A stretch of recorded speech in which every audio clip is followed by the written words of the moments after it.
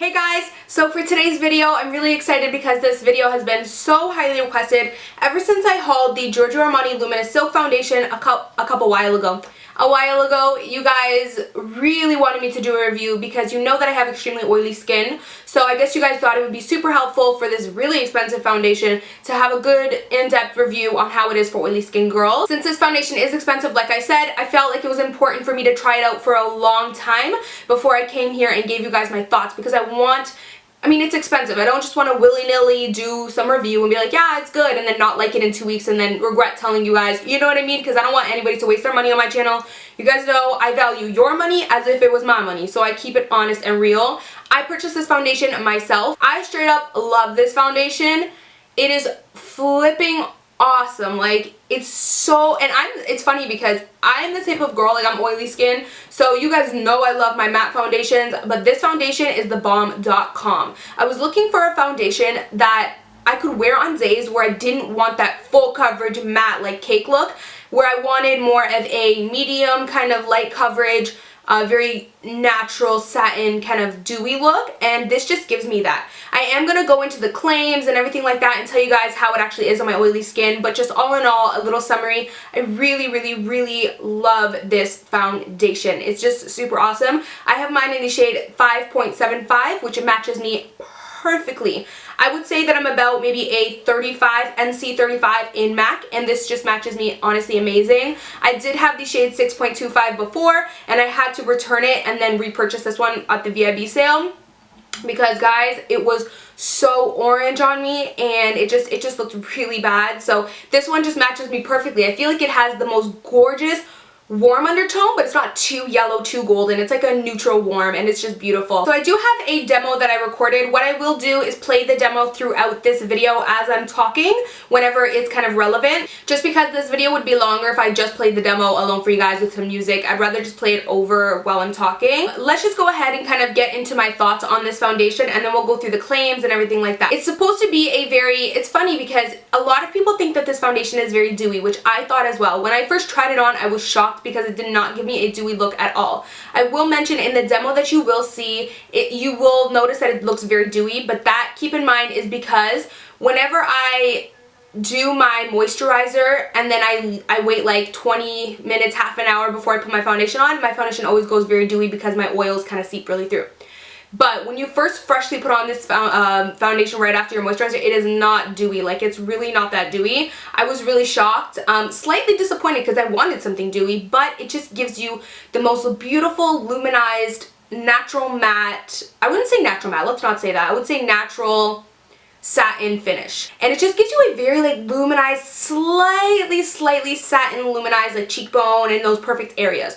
What I love about this foundation is whoa, I can't even talk, is that it does not make me look like greasy fried chicken. It makes me look like, hello, I just came from the heavens, I'm here, hello. It's so beautiful. It just gives you this perfect, flawless, like luminized, satiny base. This isn't too full coverage, which I have a little bit of mild rosacea. A lot of you guys are like, what, you have rosacea? I can never tell in your videos. But that's because it's not so bad to the point where you can see from far away. But if you come really close, I do have little like red inflamed like rosacea right down here, and this does not cover it. But what I like to do is I actually like to use, I'll show you guys the primer and then the powder that I use with it. I like to use my Makeup Forever Step 1 Redness Primer, and I just put it on those red areas, and then it's like I don't even really care anymore that this is lighter coverage because this kind of counteracts that redness. So this works perfectly with it. I also go ahead and throw in the Makeup Forever Mattifying Primer just on my nose and a little bit on my forehead area. But I do not put this all over my face because then if you do, you won't get that beautiful luminized glow on the cheekbones. So keep that in mind. I know that this is a very pricey combo. I honestly know. I have a ton of drugstore videos, guys, so you know I'm not like this stuck-up snob that just wants to use high-end products, but I'm going to keep it real with you guys, and this is what I use with it, and this is what I love with it. You know, I'm not going to lie and say I use something else when I don't. I love those two together with this foundation. I feel like just any redness correcting thing would be awesome underneath it if you have kind of, if you need extra coverage but you want a light coverage foundation, I feel like using a correcting primer kind of would help work with this foundation if you kind of are concerned about the coverage part. Let me talk about the whole oiliness and how it works with oily skin girls. I do not find, it's funny because I literally find, like I wear this foundation and I touch my, this is how I always do like my little oil test for foundations.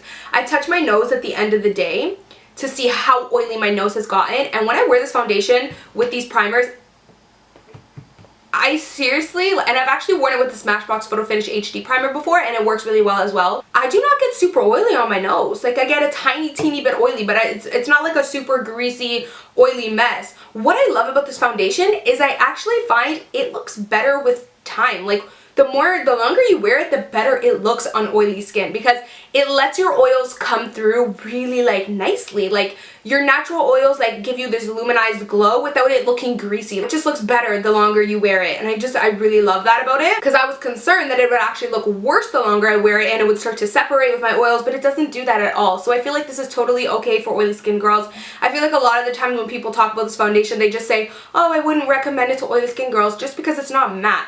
But that doesn't necessarily mean that just because it's not matte doesn't mean that oily skin girls can't wear it. Like, there's plenty of dewy foundations out there that do hold up on oils. FYI, for anyone with oily skin who's concerned about this, I would definitely say try it out. I mean, it's all personal preference, but I love it. And I have oily skin. Like, I'm not even just saying a little bit of oils. Like, I'm talking I have very oily skin, and this still works for me. It blends out beautifully. It's really lightweight. It doesn't feel heavy. I feel like this is the perfect summer foundation. It honestly is.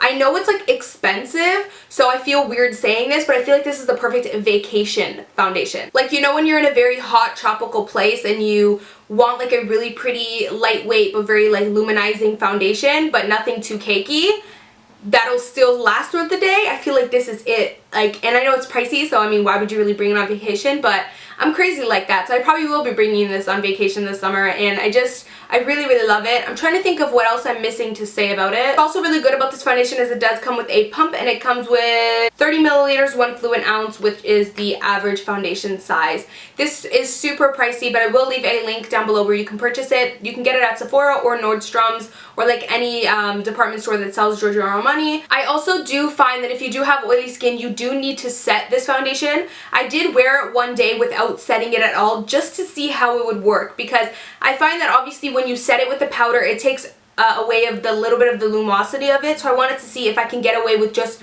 wearing it on its own, and I can't get away with it. I'm gonna be honest. You can't not set it if you have oily skin, because it will not last as long. I've been obsessed with the Urban Decay Naked Skin Ultra Definition Luminizing Powder Foundation. I have mine in the shade medium warm, and it's like the perfect color combination. Like, the shades are on point. I love the formula of this. It's very lightweight. It gives a tiny bit of extra coverage, but it sets your makeup, but it doesn't make you completely matte. Like, it doesn't get rid of the nice satin luminizing finish that this gives you. It just actually accentuates it. It makes it look even better, and I'm obsessed with this powder. Literally, utterly obsessed with it, and I just feel like these work awesome together. These have been like my new favorite combo for really pretty dewy spring summery skin. Like I said, I know these are super expensive. A lot of you guys really wanted to see my review, my thoughts on this, so I decided I'd show you. I am going to insert a clip right now of how the foundation looks on me on its own with nothing on it, like just the foundation on its own and the primers underneath obviously, but no powder, nothing. Like I said, you will notice that it looks extra dewy, but that is because I did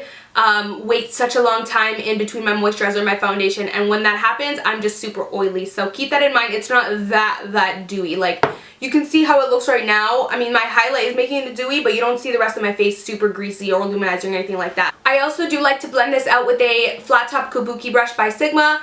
You guys know I use that brush for every foundation, and it's flawless to me. It can do no wrong. So I will link a link down below to that foundation brush, but it just does no wrong. I tried it with the Beauty Blender, and it's really pretty. I love it, but of course the Beauty Blender damp does sheer out foundations even more. So because this is already like light to medium coverage, and I do have a little bit of that redness, I don't like using the Beauty Blender because it makes it even lighter coverage, you know what I mean? And it takes away the coverage that I still kind of want a little bit of. So I like it with the flat top kabuki because it does make it a little bit more coverage. So that's pretty much it for my review. Please let me know if you have any questions down below. If you guys enjoyed it, then please give me a like, thumbs up, just so that we can help get this video out a little bit for other girls to see. I know a lot of oily skin girls want to see reviews on this foundation for people who have oily skin. So like, thumbs up this video. Let's get the video out there, and let me know if you enjoyed it. Again, any questions, leave them down below. Thank you guys so much for watching, and I'll of course see you guys in my next video. Bye guys. Mwah. I actually started my own website, so now I have my own website. It's www.amymacedo.com, and I can't tell you how excited I am. Like, I've literally been working so